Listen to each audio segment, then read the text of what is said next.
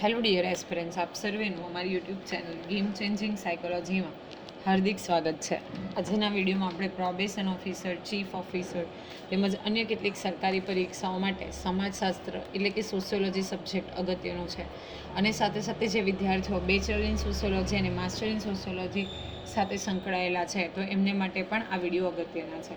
અને એ અંતર્ગત આપણે સામાજિક ધોરણભંગ, બાળ અપરાધ અને યુવા અજંપો એ વિશેની વાત કરી રહ્યા છે. તો અગાઉના વિડીયોઝ હતા એની અંદર આપણે સામાજિક ધોરણભંગ એટલે શું, સામાજિક ધોરણભંગ વર્તન કોને કહી શકાય, કયા કયા લક્ષણો અથવા તો કયા કયા પરિબળો એના આધાર રાખે છે અને એની લાક્ષણિકતાઓ એટલે કે એની કેરેક્ટરિસ્ટિક્સ વિશે આપણે ડિટેલમાં અભ્યાસ કર્યો. તો એક જે ફ્રેઝ છે ચેપ્ટરનો સામાજિક ધોરણભંગ એ વિશે આપણે વિસ્તૃતમાં ચર્ચા કરી ગયા છે. જો તમે અગાઉના વિડીયોઝ જોયા ન હોય તો પ્લેલિસ્ટમાં જઈને એ વિડીયોઝ ચેક કરી લેશો. હવે આજના વિડીયોની અંદર આપણે બાળ અપરાધ એટલે શું અને બાળ અપરાધ માટે કયા કયા કારણો જે છે એ જવાબદાર છે તો એ વિશેની વિસ્તૃતમાં ચર્ચા કરવાના છીએ. તો સૌપ્રથમ આપણે જોઈએ કે બાળ અપરાધ એટલે શું. તો માનવ જીવનના પ્રારંભિક તબક્કાથી જ બાળક સમાજના ધોરણો, મૂલ્યો જેવી સાંસ્કૃતિક બાબતોને જીવનમાં આત્મસાત કરવા માટે પ્રયત્નશીલ હોય છે. હવે જ્યારે આપણે સૌ જાણીએ છીએ કે માનવ જીવનનો જે પ્રારંભિક તબક્કો છે એ છે બાળપણ, રાઈટ. તો બાળપણથી જ બાળક જે છે એ સમાજના જે ધોરણો છે, મૂલ્યો છે, સાંસ્કૃતિક બાબતો છે તો એ જીવનમાં આત્મસાત કરવા એટલે કે જીવનમાં ઉતારવા માટે પ્રયત્નશીલ હોય છે. જેવું વસ્તુ એને શીખવાડવામાં આવે છે તો એ ઢબે એ પોતાની જિંદગીમાં એ વસ્તુઓ શીખતું હોય છે.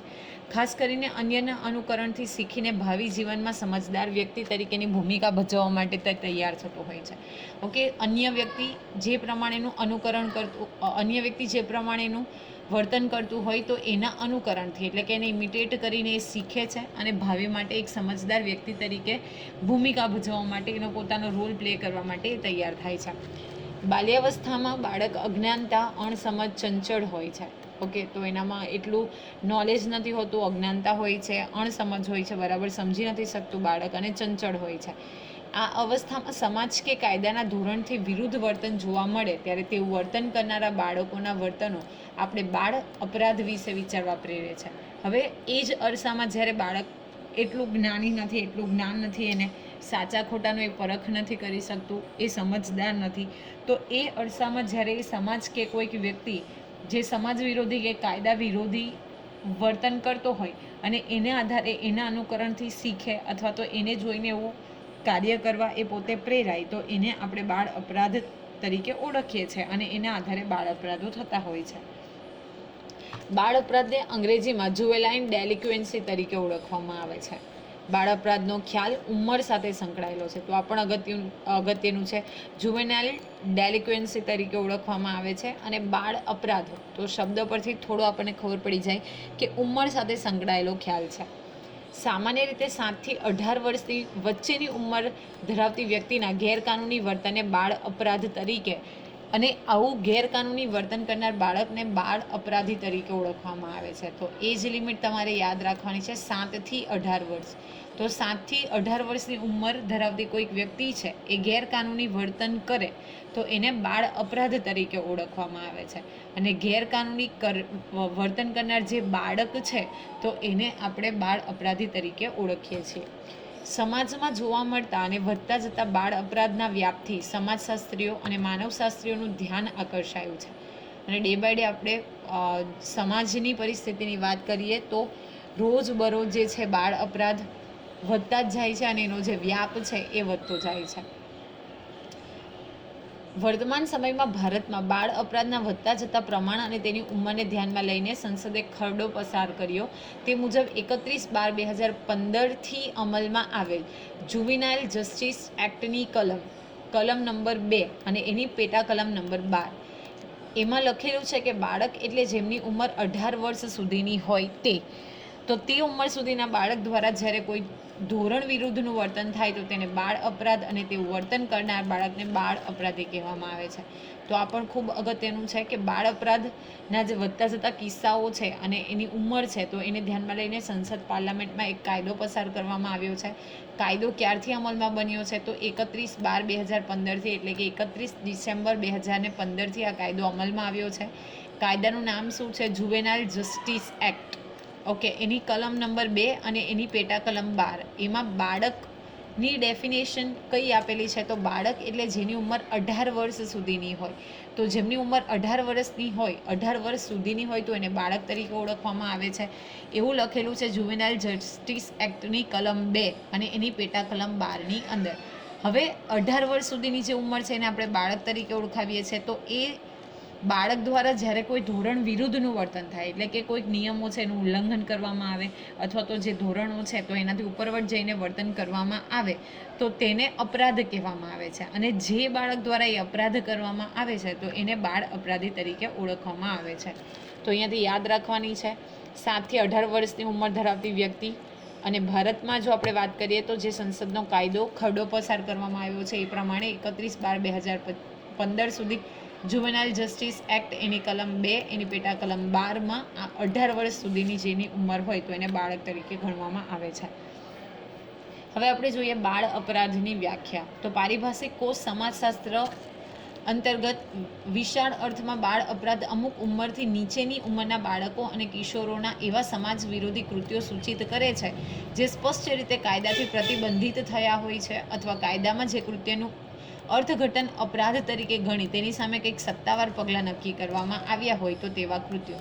ઓકે, તો પારિભાષિક કોષ જે છે સમાજશાસ્ત્ર એ એવું કહે છે કે અમુક ઉંમરથી નીચેના, આપણે જોયું એ પ્રમાણે 18 વર્ષથી નીચેના આપણે જોઈએ તો એ બાળકો અથવા તો કિશોરો સમાજના વિરોધી કૃત્યો સૂચિત કરે છે, એટલે કે સમાજ વિરોધી એવા કાર્ય સૂચિત કરે છે જે સ્પષ્ટ રીતે કાયદાથી પ્રતિબંધિત છે. એટલે કે એ કાયદો કરવો એ કાયદાની દ્રષ્ટિએ અપરાધ છે અથવા તો જેનું અર્થઘટન અપરાધ તરીકે, એટલે કે માની લે કે કોઈ ડ્રગ્સની હેરફેર કરવી તો એ અપરાધ છે ગમે એ ઉંમરમાં હોય, રાઈટ. તો એવું કોઈ કૃત્ય કરવામાં આવે તો એની સામે સત્તાવાર પગલાં સરકાર લે છે. આપણે જો ડ્રગ્સની હેરાફેરીમાં પકડાય કોઈ વ્યક્તિ તો એના દ્વારા સરકાર દ્વારા જે છે ઓફિશિયલ પગલાં લેવામાં આવે છે. તો અહીંયા પણ સરકાર દ્વારા સત્તાવાર પગલાં લેવામાં આવે એવું જો કોઈ કૃત્ય આ ચોક્કસ ઉંમરથી નાની વયના બાળકો કરે, એટલે કે 18 વર્ષ સુધીના બાળકો કરે તો એને આપણે બાળ અપરાધ તરીકે ઓળખીએ છીએ. નેક્સ્ટ વ્યાખ્યા આપી છે હંસા શેઠ. તો એમણે કીધું છે કે સમાજશાસ્ત્રીય સંશોધનમાં બાળ અપરાધી શબ્દ ફક્ત એવા બાળકોને સૂચિત કરે છે જે બાળકોની સામે પોલીસ અધિકારીઓએ અથવા અદાલતી સત્તાવાળાઓએ સત્તાવાર રીતે કોઈ પગલાં લીધા હોય છે. તો હંસા શેઠ એ વિશેની વ્યાખ્યા આપતા કહે છે કે ફક્ત ને ફક્ત બાળ અપરાધી શબ્દ એવા બાળકોને ઇન્ડિકેટ કરે છે, એવા બાળકોને દર્શાવે છે જેની સામે પોલીસ અધિકારીઓ દ્વારા કોઈ ચોક્કસ, એટલે કે કાનૂની પગલાં લેવાયા હોય અને અદાલતી સત્તાવાળા, એટલે કે એમની ઉપર કેસ થયો હોય અને અદાલત દ્વારા જો કોઈ સત્તાવાર રીતે લીગલ સ્ટેપ્સ લેવાયા હોય તો એવા બાળકો માટે બાળ અપરાધી શબ્દ જે છે એ પ્રયોજાય છે. નેક્સ્ટ છે શેઠના. તો એમના દ્વારા એવી ડેફિનેશન આપવામાં આવી છે કે બાળ અપરાધ એ જે તે પ્રદેશના કાયદા દ્વારા પરિભાષિત થયેલા નાની ઉંમરના બાળકો દ્વારા કરવામાં આવતું વિચલિત વર્તન છે. ઓકે, જે તે રાજ્ય દ્વારા જે કોઈ પણ કાયદા બનાવાયા હોય, નિયમો બનાવાયા હોય અને બેઝિકલી જે પરિભાષિત થયેલી, એટલે કે જે ઇન્ડિકેટ કરાયેલી ઉંમર છે, જેમ આપણે જોયું કે ભારતમાં એ ઉંમર જે છે એ 18 વર્ષની બતાવાયેલી છે. તો 18 વર્ષથી જે નાની વયના બાળકો એના દ્વારા જો કોઈક વિચલિત વર્તન કરવામાં આવે તો એને આપણે બાળ અપરાધ તરીકે ઓળખીએ છીએ. ટૂંકમાં બાળકો દ્વારા કરવામાં આવતા એવા વર્તનો કે જે સમાજના સામાજિક અને સાંસ્કૃતિક માળખાથી વિરુદ્ધ ના હોય અને સમગ્ર સમાજના વિઘટન માટે જવાબદાર હોય એટલે બાળ અપરાધ, અને આવો અપરાધ કરનાર બાળક એટલે કે બાળ અપરાધી. હવે જો એકદમ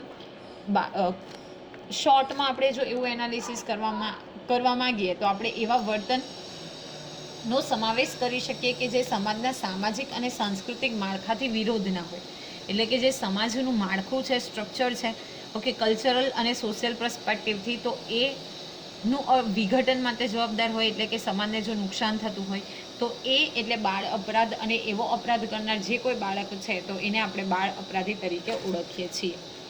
હવે આપણે જોઈએ બાળ અપરાધ પાછળના કારણો. શા માટે કોઈ બાળક જે છે એ બાળ અપરાધ કરતો હોય છે? તો સામાન્ય રીતે કોઈ પણ ઘટના માટે એક જ કારણ જવાબદાર હોય એવું બનતું નથી. આ હકીકત બાળ અપરાધ માટે પણ એવી જ રીતે લાગુ પડે છે. બાળ અપરાધ માટે જોવા મળતા અનેક કારણોની એક વિશેષતા એ છે કે આ બધા જ કારણો એકબીજા સાથે એવી રીતે સંકળાયેલા છે કે તેમને અલગ અલગ દર્શાવવા મુશ્કેલ છે. બાળ અપરાધ માટે જવાબદાર કારણોને આપણે મુખ્યત્વે 2 ભાગમાં વિભાજિત કરી શકીએ. હવે કોઈ પણ ઘટના બને છે તો ત્યારે ફક્ત ને ફક્ત કોઈ એક કારણ જવાબદાર નથી હોતું. Multiple reasons R responsible. તો અહીંયા પણ ઘણા બધા કારણો જે છે અને દરેક કારણો જે છે એ એકબીજા સાથે સંકળાયેલા હોય છે. અને બેઝિકલી જો બાળ અપરાધના જવાબદાર કારણોની આપણે વાત કરીએ તો એને આપણે બે ભાગમાં વર્ગીકૃત કરી શકીએ. એક છે સામાજિક અને આર્થિક કારણ અને બીજું જે છે એ મનોવૈજ્ઞાનિક કારણ. તો સૌપ્રથમ આપણે જોઈએ સામાજિક અને આર્થિક કારણો વિશે. તો બાળકોના ધોરણભંગ વર્તન માટે સામાજિક આર્થિક પરિબળોની એટલે કે કારણોની પ્રબળ અસર થાય છે. સામાજિક આર્થિક કારણોમાં કુટુંબ, શાળા, સમવયસ્ક જૂથો, સંપર્ક માધ્યમો વગેરેનો સમાવેશ થાય છે. તો કુટુંબ રિસ્પોન્સિબલ છે, શાળા રિસ્પોન્સિબલ છે, સમ એટલે કે સરખા, વયસ્ક એટલે કે વયવાળા, જૂથ એટલે કે ગ્રુપ એટલે કે એક જે કોમન એજવાળું ગ્રુપ છે તો એ પણ રિસ્પોન્સિબલ છે. અને જે સંપર્ક માધ્યમો છે ઓકે તો એ પણ બેઝિકલી આ બાળ જે આપણે વાત કરી કે બાળ અપરાધ કરવા પાછળના કારણો માટે જવાબદાર છે. તો સૌપ્રથમ આપણે જોઈએ કુટુંબ. કુટુંબ સામાજિકીકરણ કરનારું પાયાનું એકમ છે. માતા પિતા અને બાળકો વચ્ચેના ખામીભર્યા સંબંધો, કુટુંબોનું કદ, માતા પિતા દ્વારા પ્રયોજવામાં આવતી બાળકના વર્તન માટેની નિયંત્રણ શૈલી, કુટુંબનું શિક્ષણ, કુટુંબની સામાજિક આર્થિક સ્થિતિ જેવા અનેકવિધ પરિબળો બાળકના સામાજિકીકરણ પર અસર કરે છે. હવે ખામીભર્યા સંબંધો હોય, કુટુંબનું કદ ખૂબ મોટું હોય, ઓકે, બરાબર ધ્યાન આપતા ન હોય માતા પિતા, નિયંત્રણ શૈલી કેવી રીતે બાળકને કંટ્રોલ કરવામાં આવે છે, કુટુંબનું શિક્ષણ કેવું છે, કુટુંબના સભ્યો કેટલી હદે ક્વોલિફાઈડ છે, ઓકે, એની સામાજિક આર્થિક પરિસ્થિતિ કેવી છે. તો આ બધા પરિબળો જે છે એ બાળકના સામાજિકીકરણ ઉપર અસર કરે છે. કુટુંબ દ્વારા બાળકને મળતા પ્રેમ, લાગણી અને હૂંફ વડે બાળકની શારીરિક માનસિક જરૂરિયાતો સંતોષાતી હોય છે. આ જરૂરિયાતોનો સંતોષ બાળકમાં સામાજિક માનસિક સલામતીની લાગણી જન્માવે છે. ઓકે, પ્લસ કુટુંબ તરફથી એને કેવી લાગણી, પ્રેમ અને હૂંફ મળે છે તો એ પણ બેઝિકલી જરૂરી છે અને જે સલામતીની લાગણી જે છે ઉત્પન્ન કરે છે. જો પરિવારમાં બાલ્યાવસ્થાના તબક્કામાં માતા પિતા અને સંતાનો વચ્ચેના સંબંધો ખામીભર્યા હોય તો બાળકનો ભાવાત્મક વિકાસ રૂંધાય છે. કૌટુંબિક સંબંધોમાં આ પ્રકારના વિસંવાદિતતા બાળકમાં અસલામતી અને તિરસ્કારની ભાવના જન્માવે છે. કુટુંબના સભ્યો સાથે તાદાત્મ્યના અભાવને કારણે બાળક પોતાનો મોટાભાગનો સમય ઘરની બહાર પસાર કરવા પ્રેરાય છે અને આવા સમયે જો તેને ઘરની બહાર પણ યોગ્ય વાતાવરણ ન મળે તો એ અપરાધી પ્રવૃત્તિ તરફ ધકેલાય છે. ઇન શોર્ટ કે જ્યારે ફેમિલી એટલે કે કુટુંબના સંબંધો જે છે એમાં બાળક અને સંબંધો વચ્ચે વિસંવાદિતા એટલે કે બંને વચ્ચે તાલમેલ નથી થતો, રાઈટ. તો એ કન્ડિશનમાં સાથે સાથે તિરસ્કારની ભાવના જોવા મળે છે, બાળકમાં અસલામતી જોવા મળે છે. તો એ મોટાભાગનો સમય જે છે એ ઘરની બહાર પસાર કરે છે અને એટલે કે એને ઘરમાં રહેવું ગમતું નથી. મોટાભાગનો સમય એ શું કરે છે, ઘરની બહાર રહે છે, ફ્રેન્ડ સર્કલ સાથે ફરે છે. અને એ કન્ડિશનમાં જો બહારનું વાતાવરણ પણ એને યોગ્ય ન મળે એટલે કે ફ્રેન્ડ સર્કલ હોય કે બહાર જ્યાં એ બાળક રહેતો હોય, સમય પસાર કરતો હોય તો એ વાતાવરણ પણ યોગ્ય ન મળે તો ઓફકોર્સ સીધી વસ્તુ છે કે બાળક જે છે એ અપરાધી પ્રવૃત્તિ તરફ ધકેલાય છે એટલે કે અપરાધી પ્રવૃત્તિ તરફ પ્રેરાય છે. ગરીબ કુટુંબમાં જો બાળકોની સભ્ય સંખ્યા વધારે હોય તો સીધી અસર બાળકના શિક્ષણ ઉપર થતી હોય છે. હવે જો આપણે વાત કરીએ કે કુટુંબમાં બાળકોની જે સંખ્યા છે એ ઘણી વધારે છે તો એને કારણે જે શિક્ષણ મળવું જોઈએ એ શિક્ષણ પાછળ જે ખર્ચ થવો જોઈએ એ ખર્ચ થતો નથી. આવા કુટુંબમાં ખૂબ નાની ઉંમરે બાળક આર્થિક પ્રવૃત્તિમાં જોડાય છે. વળી કુટુંબના વડીલો પણ આર્થિક જરૂરિયાતોની પૂર્તિ માટે વ્યસ્ત હોવાને કારણે બાળકના ઉછેરમાં પૂરતું ધ્યાન આપી શકતા નથી. આવા સંજોગો બાળકને અપરાધી પ્રવૃત્તિ તરફ ખેંચી જતા હોય છે. બીજી તરફ આપણે વાત કરીએ તો સભ્ય સંખ્યા વધારે છે પ્લસ જે આર્થિક પરિસ્થિતિ છે ખરાબ છે એટલે કમ્પલસરી બાળકે શું કરવામાં આવે છે, બાળકના માતા પિતા એને આર્થિક પ્રવૃત્તિમાં જોડે છે. આપણે ઘણી બધી વખત જોયું હોય કે ભંગાર કલેક્ટ કરતા જે બાળકો છે ઓરલ્સ આપણે એવું કહી શકીએ કે જે મજૂરી કામ કરતા માતા પિતા છે તો એના બાળકો એજ્યુકેટેડ નથી હોતા અથવા તો એજ્યુકેશન મેળવવા માંગે છે છતાં પણ આર્થિક પરિસ્થિતિ ખરાબ હોવાને કારણે એ લોકોએ આર્થિક પ્રવૃત્તિમાં પોતાની જાતને ઇન્ડલ્જ કરવી પડે છે. પ્લસ આર્થિક જરૂરિયાતોની પૂર્તિ માટે કુટુંબના જે વડીલો છે, સભ્યો છે એ પણ વ્યસ્ત રહે છે અને એને કારણે એટલે કે પૈસા કમાવા માટે એ લોકો હંમેશા વ્યસ્ત રહે છે અને બાળકના ઉછેરમાં પૂરતું ધ્યાન આપી શકતા નથી. એટલે કે ઘણી વખત એવું બનતું હોય છે કે બાળકો શું કરે છે એ પણ ખબર નથી હોતી. તો આવા સંજોગોમાં જે બાળક છે એ અપરાધી પ્રવૃત્તિ તરફ દોરાય છે. કુટુંબમાં બાળકો સાથે નિયંત્રણ શૈલી પણ બાળકના સામાજિકીકરણમાં વિકૃતિ સર્જે છે. જેમ કે માતા પિતા દ્વારા સખત અને કડક નિયંત્રણ કે શિથિલ નિયંત્રણ કે પછી નિયંત્રણનો અભાવ તથા વિરોધાભાસી નિયંત્રણ પદ્ધતિ બાળકના વ્યક્તિત્વ વિકાસમાં અવરોધક બને છે. તો બેઝિકલી આપણે વાત કરીએ તો જે નિયંત્રણ શૈલી છે એટલે કે બાળકને કેવી રીતે કંટ્રોલમાં રાખવું તો એ પણ બરાબર ન હોય તો કન્ડિશનમાં પણ બેઝિકલી જે છે એ બાળકનો વિકાસ અવરોધ બને છે. ક્યારેક ખૂબ જ સ્ટ્રિક્ટ બિહેવ કરવામાં આવે, ક્યારેક કોઈ પણ પ્રકારનું સ્ટ્રિક્ટનેસ હોય જ નહીં, બાળકને જે મનમાં આવતું હોય એ કરવાની છૂટ આપવામાં આવે. તો આ બધી વસ્તુ પણ શું કરે છે, બાળકના વિકાસમાં અવરોધ સર્જે છે. ક્યારેક બાળકની વ્યાજબી જરૂરિયાતોની માંગને કડકપણે દબાવી દેવામાં આવે ત્યારે બાળક અનુચિત પ્રવૃત્તિ કરવા પ્રેરાય છે. દાખલા તરીકે ઘરમાંથી ભાગી જવું, નાની ચોરી કરવી વગેરે. હવે જ્યારે કોઈક નાની જરૂરિયાત છે અને બાળક માતા પિતા સમક્ષ દર્શાવે છે, પરંતુ માતા પિતા એ બાળકની જરૂરિયાત નથી સંતોષતા, તો બાળક શું કરે છે, ઘરમાંથી ભાગી જાય છે, એની પોતાની જરૂરિયાતોની પૂર્તિ માટે નાની ચોરી કરે છે. તો આ બધા કારણો પણ જવાબદાર હોય છે. બાળકના વર્તનને નિયંત્રિત કરવાની માતા પિતા બંનેની પદ્ધતિમાં સમાનતા હોવી જોઈએ. જો તેમની પદ્ધતિમાં વિરોધાભાસ હોય તો બાળકમાં કોઈ ચોક્કસ વર્તન ઢબનો વિકાસ થતો નથી.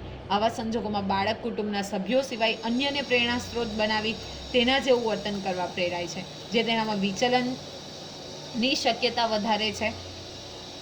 છૂટાછેડા કે મૃત્યુ જેવા કારણોથી ઊભા થયેલા કુટુંબમાં બાળક વંચિતતા અનુભવે છે, જે તેના સામાજિકકરણને અસર કરે છે.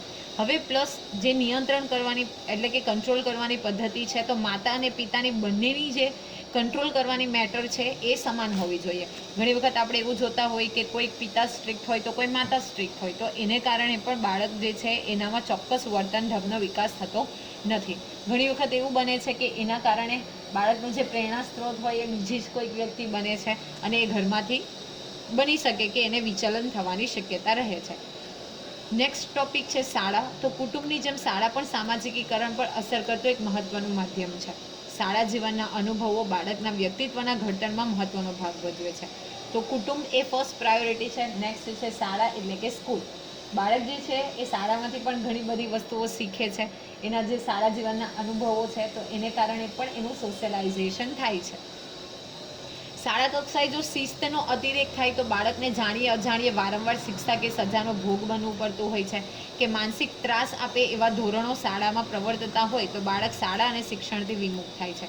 હવે જો શાળા કક્ષાની આપણે વાત કરીએ, જો કોઈ બાળક શિસ્તમાં ન રહે, ડિસિપ્લિનનો ભંગ કરે, હોમવર્ક કરીને ન જતા હોય, તો એને શિક્ષકો તરફથી વારંવાર પનિશમેન્ટ મળે, તો બાળકને પછી શાળાએ જવું ગમશે નહીં. એટલા માટે એ શિક્ષણથી વિમુખ થાય છે, એટલે કે એને ભણવું ગમતું નથી, એ શિક્ષણથી દૂર થાય છે. આ પરિસ્થિતિથી દૂર રહેવાના પ્રયત્નના ભાગરૂપે બાળક શાળામાંથી પલાયન થવાનું કે નાસી જવાનું વધુ ઉચિત માને છે. એટલે આપણે જોઈએ છે કે મોટા વિદ્યાર્થીઓ હોય એ પણ કોલેજોમાંથી બંક મારે છે. નાના બાળકોને જ્યારે શાળાએ જવું પડે ત્યારે બાળક શાળાએ નથી જતું, અથવા તો પોતાની જાતે શાળાએ જતું હોય તો શાળાએ પહોંચતું જ નથી, ઘરથી બારોબાર બીજી જગ્યાઓ પર પણ જાય છે. તો આ બધી વસ્તુઓ જે છે એ સોશિયલાઇઝેશનને અસર કરે છે. શાળા અને ઘરમાંથી લાંબા સમય સુધી બહાર રહેવાને કારણે જો બહાર તેને યોગ્ય વાતાવરણ ન મળે તો અજાણતા પણ તેનાથી વિચલિત વર્તન થવાની શક્યતા વધે છે. હવે બાળક કન્ટિન્યુઅસ નથી શાળામાં રહેતું, નથી ઘરમાં રહેતું, અને જો એની સંગત એટલે કે એની જો ફ્રેન્ડશિપ ખરાબ હોય, એનું ગ્રુપ ખરાબ હોય, તો પણ એનામાં યોગ્ય સામાજિકતા એટલે કે સોશિયલાઇઝેશન થતું નથી. નેક્સ્ટ જોઈએ સમવયસ્ક જૂથ. So I have already inform to you. સમ મતલબ સરખા વયસ્ક એટલે કે વય ધરાવતા, અને જૂથ એટલે કે કોઈક એક સમાન ઉંમર ધરાવતા જે સ્ટુડન્ટ્સ છે એનું ગ્રુપ. માની લે કે કોઈ બાળક જે છે 3જા ધોરણમાં ભણે છે, તો એની સાથેના જે બધા બાળકો છે તો એને સમવયસ્ક જૂથ તરીકે ઓળખવામાં આવે છે. કોઈક બાળક 4થા ધોરણમાં ભણે છે તો એની સાથે ભણતા તમામ વિદ્યાર્થીઓનું જે ગ્રુપ છે એને સમવયસ્ક જૂથ તરીકે ઓળખવામાં આવે છે. તો સમવયસ્ક જૂથ એટલે સમાન ઉંમરની વ્યક્તિઓનું બનેલું જૂથ. આ જૂથ બાળકના વિકાસ અને વ્યક્તિત્વ ઘડતરમાં મહત્વની ભૂમિકા ભજવે છે. પોતાની જ ઉંમરના મિત્રો સાથેનો સંપર્ક અને સહવાસ તે જૂથ તરફ બાળકનું તાદાત્મ્ય અને આત્મીયતા વધારે છે. જુદી જુદી સાંસ્કૃતિક પૃષ્ઠભૂમિમાંથી આવતા આ જૂથના મિત્રોના આચાર વિચારની સીધી અસર બાળકના માનસપટ પર પડતી હોય છે. આવા સમયે ખરાબ મિત્રોની સોબત તેને ધોરણ વિરુદ્ધ વર્તન કરવા પ્રેરણા આપે છે. હવે સરખી ઉંમરનું ગ્રુપ છે એટલે દરેક બાળકો એક સરખું શીખતા હોય છે. પ્લસ એ દરેક બાળકોનું જે ગ્રુપ છે એ અલગ અલગ સંસ્કૃતિ, અલગ અલગ બેકગ્રાઉન્ડમાંથી આવે છે, તો એની પણ અસર થાય છે. પ્લસ એના આચાર વિચાર કેવી રીતે બોલે છે, આપણે સૌએ જોયું હશે અને આપણે બધા એ બાબતથી પરિચિત છે કે કોઈક બાળક હોય એ સ્કૂલમાં એના ફ્રેન્ડ્સ જેવું કરતા હોય એવા પ્રકારનું ઘરે પણ વર્તન કરતું હોય છે. તો જો સારા ફ્રેન્ડ્સ હશે તો એનું વર્તન જે છે એ સારું હશે, અને ખરાબ મિત્રો હશે તો એનું વર્તન જે છે એ ખરાબ હશે. એટલે કે જો ખરાબ મિત્રની સોબત છે, એનું ગ્રુપ ખરાબ છે, તો એ બાળક પણ ખરાબ બનશે. નેક્સ્ટ છે સમૂહ માધ્યમો. તો ચલચિત્રો એટલે કે મૂવીઝ જે છે, વર્તમાનપત્રો એટલે કે ન્યૂઝપેપર્સ, ટેલિવિઝન, મોબાઈલ અને ઇન્ટરનેટ જેવા સમૂહ માધ્યમોના અતિરેકથી બાળકો જાણીએ અજાણીએ ગુનાહિત પ્રવૃત્તિ તરફ ધકેલાય છે.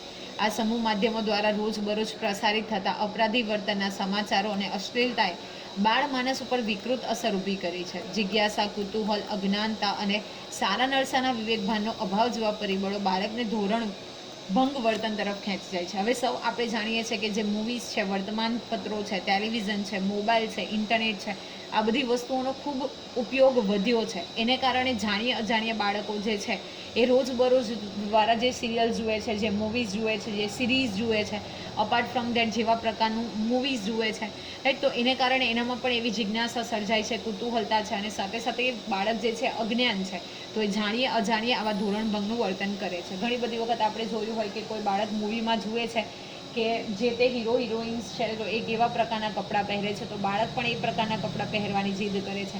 કોઈક હીરો હિરોઈન સ્ટન્ટ કરતા હોય તો બાળક પણ એ સ્ટન્ટ કરવાનો પ્રયાસ કરે છે. તો જાણીએ અજાણીએ ઘણી બધી વખત એ ધોરણભંગ. પછી કોઈક આપણે જોતા હોઈએ મૂવીઝની અંદર કે સ્મોકિંગ કરતા હોય તો બાળકને પણ કુતૂહલતા જાગે છે કે આ વ્યક્તિ શું કરી રહી છે, અને એને ઇમિટેટ કરવાની બાળક કોશિશ કરે છે. નેક્સ્ટ છે શહેરી વાતાવરણ એટલે કે સિટીનું જે એટમોસ્ફિયર છે. તો શહેરી વાતાવરણ કેટલેક અંશે બાળકોના અપરાધ વર્તનને ઉત્તેજન પૂરું પાડે છે. શહેરી સમુદાય એક દૂરવર્તી સમુદાય છે. શહેરમાં ગુનાહિત વર્તનને છુપાવી શકાય તેમ હોવાથી બાળક પોતાની ઓળખનો ભય ઓછો રહે છે.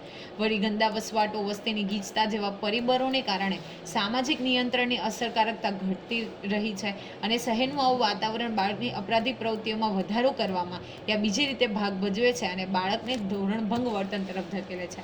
હવે આપણે શહેરી વાતાવરણની વાત કરીએ તો બેઝિકલી શહેરમાં વસ્તી વધારે છે, અને બાળક જે છે એ પોતાની જે વર્તન છે તો એને ઇઝીલી છુપાવી લે છે. તો in that case it might be possible કે બાળક ગુનાહિત પ્રવૃત્તિ તરફ જે છે એ દોરાય છે.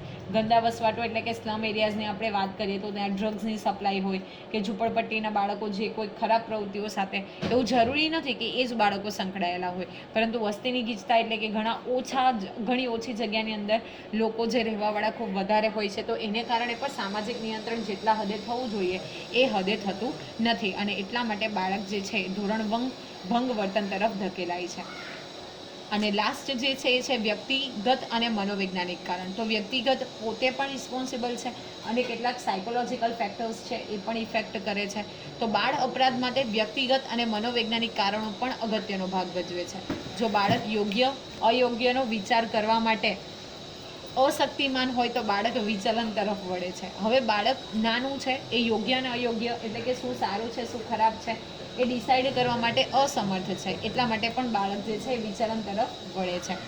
આ ઉપરાંત વિદ્રોહ કરવાનું વલણ, મનસ્વીપણું, અસલામતીની લાગણી, ડરપોકપણું, આત્મનિયંત્રણનો અભાવ, લઘુતા ગ્રંથિ, સહાનુભૂતિનો અભાવ, હતાશા, નિરાશા અને હિંસાત્મક પ્રવૃત્તિ જેવા અનેક પરિબળોની હાજરી બાળકને સમાજ વિરોધી કે ધોરણ વિરુદ્ધ વર્તન કરવા માટે પ્રેરે છે. હવે એને ઓલવેઝ વિદ્રોહ કરવો હોય, મનસ્વીપણું એના મનમાં જે હોય એ કરવું હોય, એને અસલામતીની લાગણી હોય, એ ડરપોક હોય, ફિયર એને કોઈકથી લાગતું હોય, પ્લસ એનામાં કોઈ ઇન્ફિરિયારિટી હોય એટલે કે લઘુતા ગ્રંથિ હોય, સહાનુભૂતિનો અભાવ હોય, હૂંફ પ્રેમ ન મળતી હોય, હતાશા હોય, વ્યક્તિ નિરાશ હોય, તો એવી કન્ડિશનમાં હિંસાત્મક પ્રવૃત્તિઓ હોય, તો એવા પરિબળોને કારણે પણ બાળક જે છે સમાજ વિરોધી અથવા તો ધોરણ વિરુદ્ધ વર્તન જે છે એ કરે છે. ટૂંકમાં એક વાત ચોક્કસ છે કે કોઈ પણ બાળક જન્મથી અપરાધી હોતું નથી, પરંતુ તે બાળકની આજુબાજુનું વાતાવરણ અને વ્યક્તિમત્તાજન્ય પરિબળો જે છે એ એને અપરાધી બનાવવા અને ધોરણભંગ વર્તન કરવામાં અગત્યની ભૂમિકા ભજવતા હોય છે. એટલે એમ કહી શકાય કે વ્યક્તિત્વ એ સંસ્કૃતિની છીપમાં પાકતું મોતી છે. So this is the most important statement કે જે વ્યક્તિત્વ છે, આપણી પર્સનાલિટી જે છે એ સંસ્કૃતિની છીપમાં પાકતું મોતી છે. આપણી આજુબાજુનું સરાઉન્ડિંગ કેવું છે તો એને આધારે વ્યક્તિ શીખે છે. સીધી વસ્તુ છે, જો ખરાબ હશે તો બાળક ખરાબ શીખશે. નોટ ઓનલી ધ ચાઇલ્ડ, કોઈ પણ વ્યક્તિ હોય, જેવું એટમોસ્ફિયર હોય તો એવામાં રહીને એ વ્યક્તિ એવું બને. ઓકે, જેવો સંગ તેવો રંગ, એવી પણ આપણે ત્યાં કહેવત જે છે એ પ્રચલિત છે. એટલે ઉપરોક્ત પરિબળો જે છે એ બાળકના સામાજિક અને માનસિક વિકાસ પર અસર કરે છે. આ પરિબળોમાંથી કોઈ એક પરિબળમાં ઉણપ આવે એટલે કે લેક થાય, એટલે કે લેકિંગ ક્રિએટ થાય, તો તેની સીધી અસર બાળકના વર્તન ઉપર થાય છે, જે તેને વિચલન કરવા પ્રેરે છે, અને વ્યક્તિ જે છે, બાળક જે છે એ જે ધોરણ છે એનો ભંગ કરે છે જાણીએ અજાણીએ. તો આઈ હોપ કે આજના વિડીયોમાં આપણે બેઝિકલી જે બાળ અપરાધ એટલે શું એની વ્યાખ્યા, સાથે સાથે એના કારણો વિશેની વાત કરી, અને જેમાં સામાજિક અને આર્થિક કારણોમાં કુટુંબ વિશે વાત કરી, શાળા, સમવયસ્ક જૂથો, સમૂહ માધ્યમો, શહેરી વાતાવરણ, વ્યક્તિગત અને મનોવૈજ્ઞાનિક કારણો. તો આ બધી જ વસ્તુમાં તમને સમજ પડી હશે. જો વિડીયો પસંદ પડે તો વિડીયોને લાઇક કરી અને શેર કરવાનું ભૂલશો નહીં. અને આવા જ વધુ વિડીયોની અપડેટ્સ મેળવવા માટે even you can subscribe our YouTube channel game changing psychology. Thank you for watching the video. Have a nice day.